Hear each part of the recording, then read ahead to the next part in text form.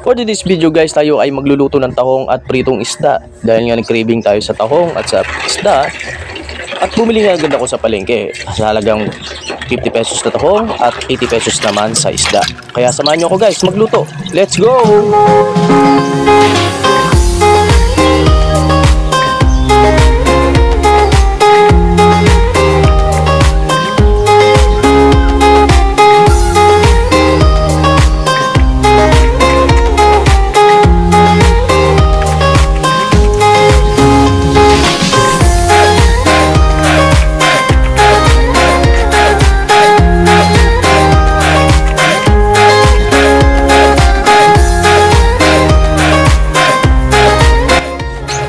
Sa mga oras na to guys, naglalagay na ako ng mantika.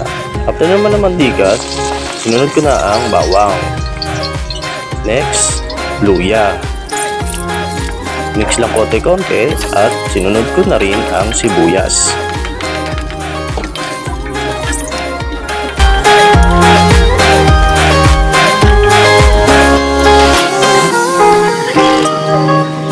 Next naman, lalagyan na natin yung tahong. Pagkainit ng bawang at luya at sibuyas, next na po ang tahong.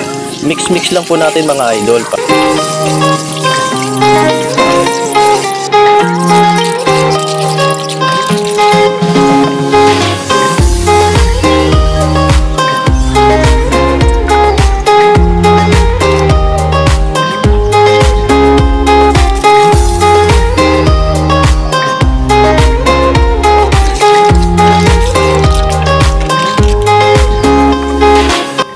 Habang pinapakulo natin ng tahong, dito muna ako sa malunggay. Himay-himay muna tayo guys. Masarap kasi may halong malunggay eh. Ang palakas ng ating katawan yan. Importante sa ating katawan ang malunggay. Mga malunggay lovers yan, bumili lang po kayo sa inyong malapit na palengke.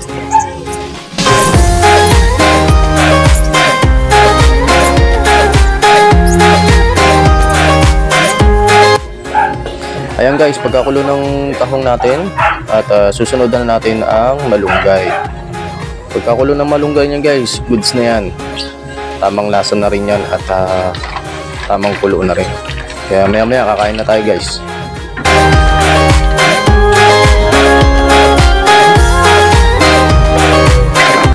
Ayan guys, in-excite ko na rin yung niluto nating tahong. Next naman natin ang prito.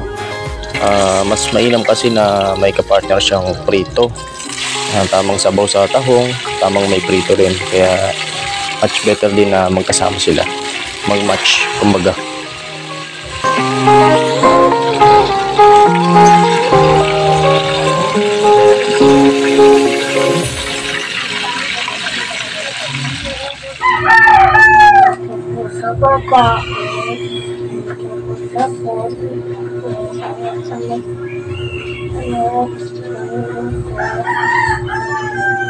Amen.